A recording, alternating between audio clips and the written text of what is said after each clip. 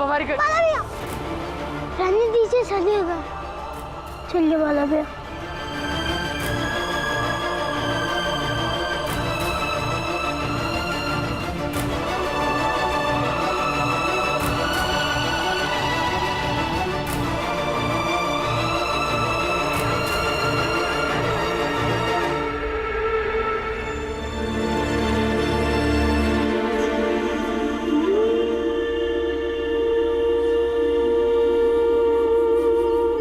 भीम, वो मुझे कुछ समझ में नहीं आ रहा था तो मैंने ये बोल दिया कि वो लड़की गूंगी है। एक बार जाके उसे समझाना पड़ेगा कि अगर गलती से उसने कुछ बोल दिया तो बहुत बड़ी मुसीबत हो जाएगी। नहीं बाला भैया, वो कुछ नहीं बोलेगी, क्योंकि वो अच्छे से जानती है कि जो लोग उनके बारे में पूछने आए थे वैसे ही लोग उनके समाज में भी थे जो उनके साथ ऐसा ही कुछ करते होंगे। इसलिए बाला भैया आप उनकी चिंता मत करिए, लेकिन उनसे बात तो करनी पड़ेगी। भीमा भाई, मैं काम ढूंढने जा रहा हूँ। और हाँ, भीम और आनंद, अभी स्कूल बंद है तो तुम दोनों घर में ही पढ़ाई करना। और मंजुला, तुम भी।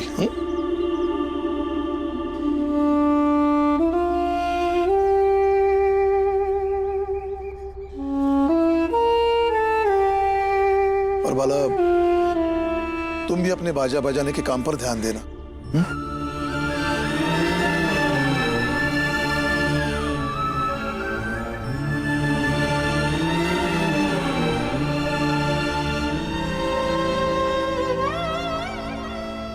देखो बेटा, जीवन में समस्याएं आती रहती है, लेकिन उन्हीं समस्याओं के साथ साथ जीवन भी चलना चाहिए ना।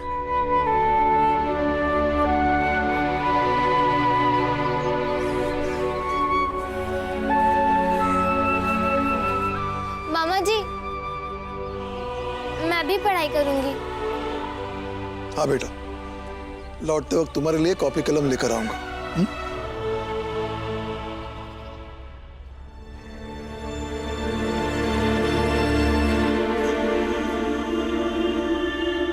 आई, जाकर उनसे बात कीजिए ना।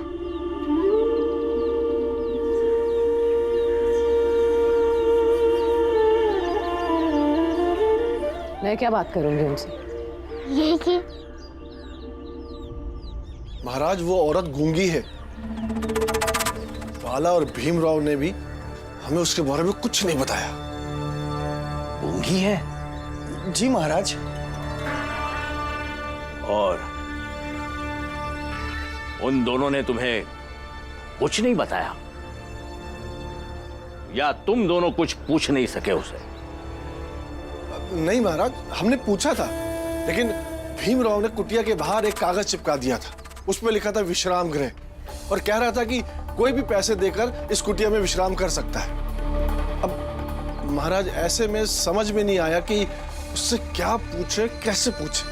शर्म नहीं आती तुम्हें कि उस छोटी जाति के बच्चों ने ऐसा कुछ किया कि तुम दोनों का दिमाग ही काम करना बंद कर दिया? अरे उन्होंने नहीं बताया, आसपास के गांव में जाओ, पता करो, कोई ना कोई होगा जो उस गूंगी औरत के बारे में कुछ ना कुछ जानता होगा। जी महाराज। और अगर ये काम ना हो पाया तो अपनी ये मनहूस शक्ल लेकर वापस मत आना। इस इलाके के सबसे अमीर आदमी बनते हो, किंतु एक काम नहीं होता तुमसे, ना कोई काम करवा भी सकते हो। जाओ।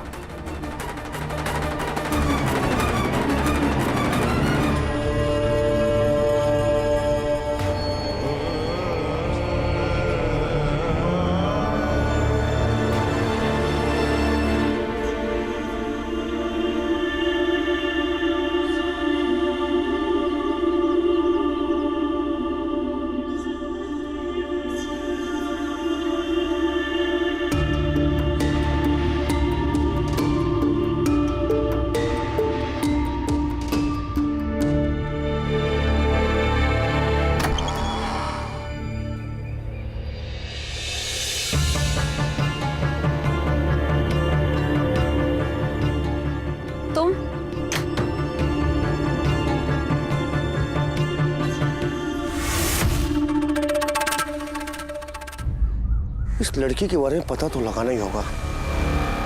ये राम जी के घर नहीं जाती, पर भीमा बाई इतनी आसानी से इसकी कुटिया के अंदर घुस गई और दरवाजा ही बंद कर लिया। कुछ तो चक्कर है। इस लड़की के बारे में पता लगाना ही पड़ेगा।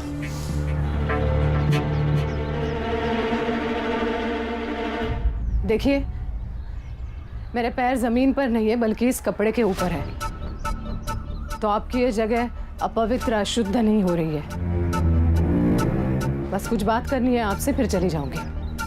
क्या बात? आप यहाँ जीवन भर नहीं रह सकती, आप भी जानती है ये बात। तो आगे कुछ सोचा है आपने? आपके घर का पता दे दीजिए, मैं खबर भिजवा देती हूँ कि आप यहाँ पर है। तो नहीं नहीं, उसकी कोई जरूरत नहीं। मैं कभी उन लोगों के पास नहीं जाऊंगी। उन लोगों ने मेरा जीवन नर्क बनाकर रख दिया था। मैं फिर से उस दुनिया में नहीं जाना चाहती जहाँ लोग विधवा को अभिशाप बनाकर जीने में मजबूर करते हैं।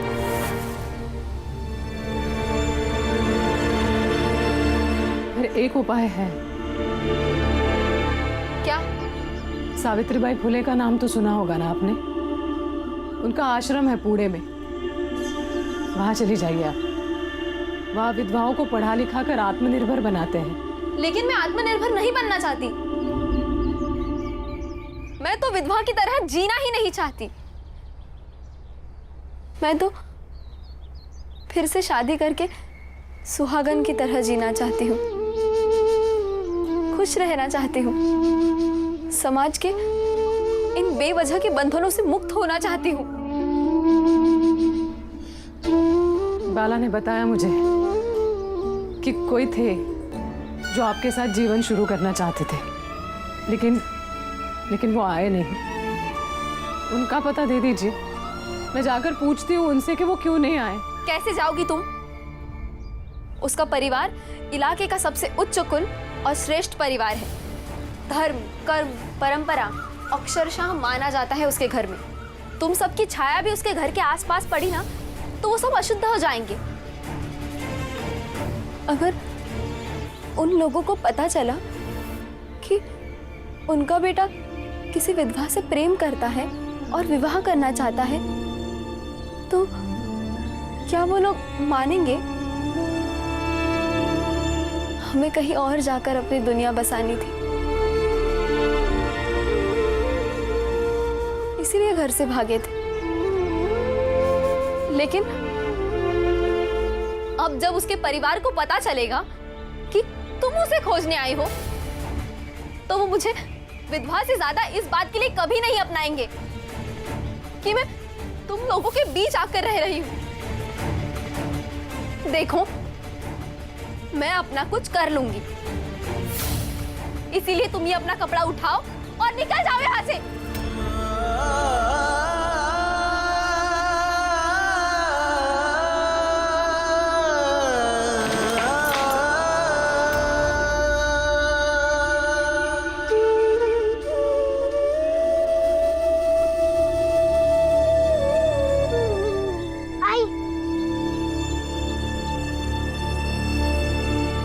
इसमें आपके रहने के लिए जो जो अति आवश्यक सामान है वो सब है। वाला भैया जहाँ बाजा बजाते हैं वहीं पास में एक दुकान है, वहाँ से उधार मांग कर लाए हैं। झोला फेंक दीजिएगा, उसके बाद अंदर का सामान आप इस्तेमाल कर सकती हैं, क्योंकि हमने कुछ भी नहीं छुआ।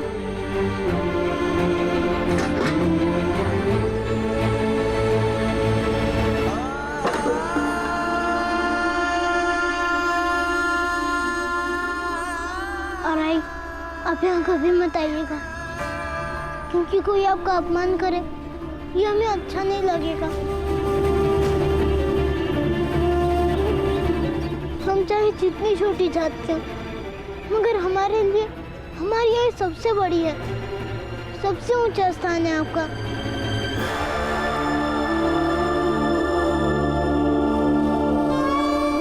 उस लड़के के घर हमारे जाने से पहले ही समस्या खड़ी होगी, मगर वो आपसे प्रेम करते हैं तो उन्हें भी तो आपकी चिंता होगी ना। इसलिए आप एक चिट्ठी लिख दीजिए उनके नाम की। मैं और बाला भैया जाकर उन्हें दे आएंगे रात के अंधेरे में, और रात के अंधेरे में उन्हें उनसे मिलने में कोई समस्या नहीं होगी। बड़ी जात वालों के साथ रहते रहते हम ये बात तो समझ गए हैं। आई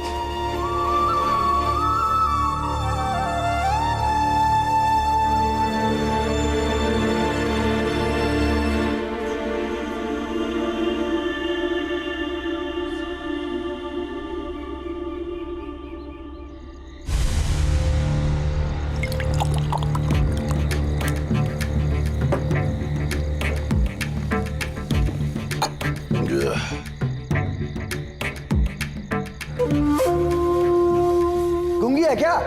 हाँ हाँ, वो गूंगी है। ये बेचारी कुछ बोल नहीं सकती है। इस इलाके के सबसे अमीर आदमी बनते हो, किंतु एक काम नहीं होता तुमसे, और ना कोई काम करवा भी सकते हो।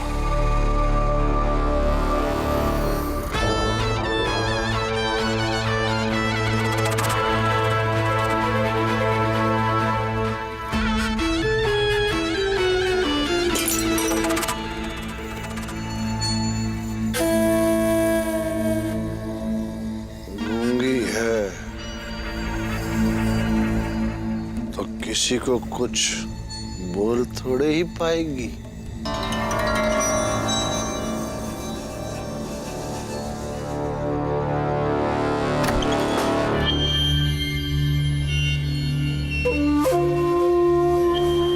घबरा मत, घबरा मत,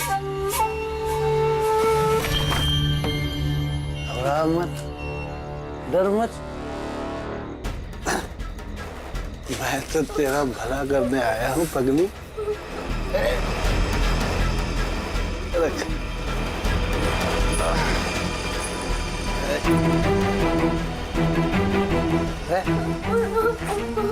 ले, ले ना।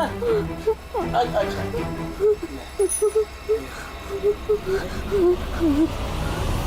देख, बाहर बहुत अंधेरा है, किसी को कुछ पता नहीं चलेगा। अभी जो इस बंद कमरे में होने वाला है ना, वो तू किसी को बता ही नहीं पाएगी, क्योंकि तू गूंगी है ना। अरे कहाँ भागते जा रही है?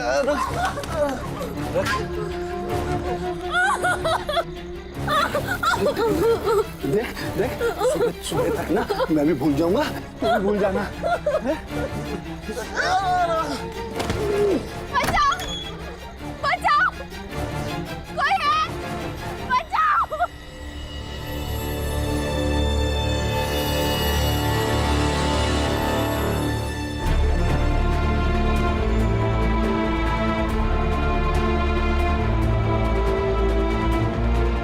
सेठ जी, आप इतनी रात को इसकी कुटिया में क्या कर रहे थे? इस आदमी ने जबरदस्ती करने की कोशिश की है मेरे साथ।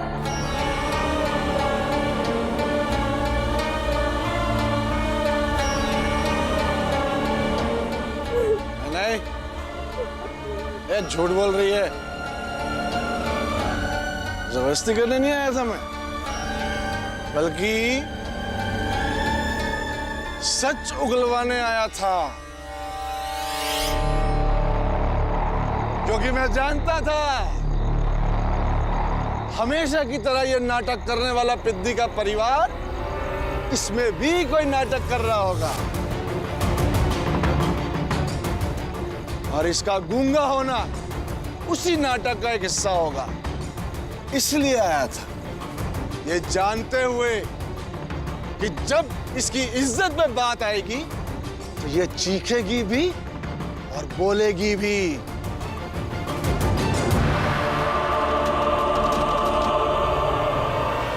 अब आप लोग पूछिए इससे, ये कौन है, कहां से आई है और क्यों आई है। तो सबसे पहले भीमराव के परिवार वाले ये बताएं ये लड़की कौन है, क्यों लाए हो यहाँ पर इसे? इन्हें कुछ भी कहने की कोई जरूरत नहीं है। यही काफी है कि ये हमारे यहाँ किराए पे हैं। ये तब तक यहाँ रहेंगी जब तक ये किराया देंगी, फिर चली जाएंगी। आप जाइए अंदर।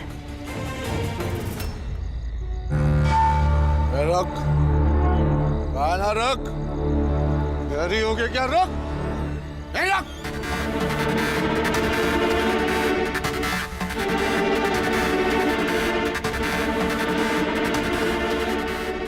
क्या ये लड़की ऐसे ही अंदर चली जाएगी?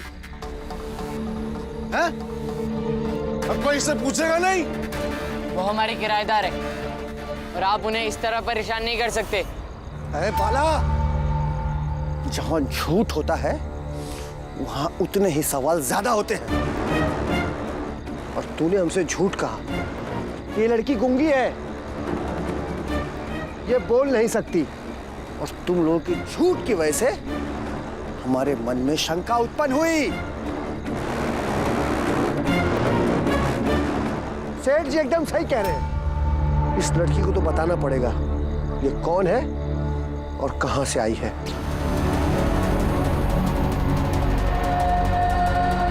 वैसे तुम लोगों को हमसे झूठ बोलने की क्या जरूरत थी? जरूरत थी, इसलिए जरूरत थी क्योंकि आप लोग सवाल बहुत पूछते हैं।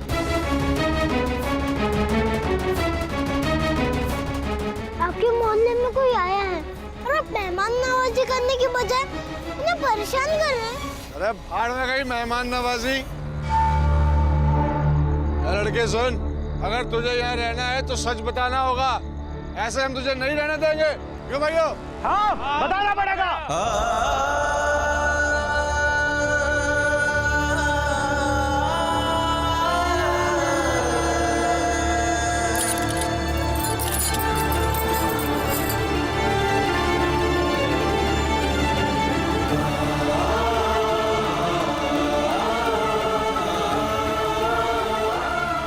ऊपर वाले ने इसके भाग्य में लिख दिया है ये अपशगुनी है, और ये ऐसे ही परेशानी में जूझती हुई जिंदगी को सजा की तरह काटती रहेगी। इस विधवा की जबान बहुत चल रही है, इसी जबान से इसने किताब पढ़ी है। इसके मुंह में चलता हुआ कोयला डाल दिया जाए।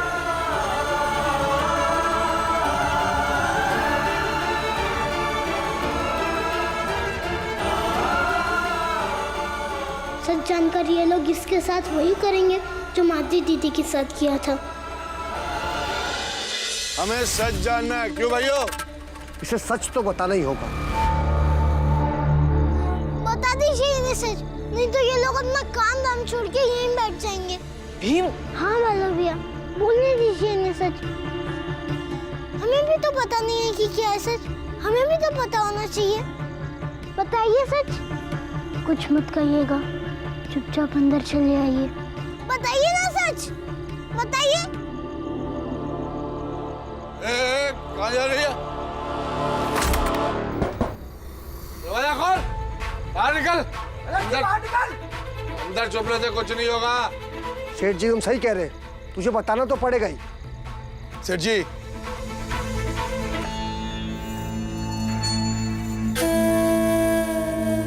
सकपाल है छोटी जात का। यहाँ जो भी लोग हैं उन्हें आप ये कहकर बेवकूफ बना सकते हैं कि आप सच जानने के लिए आए थे, जबकि सच ये है कि आप एक गंदी नजर लेकर आए थे।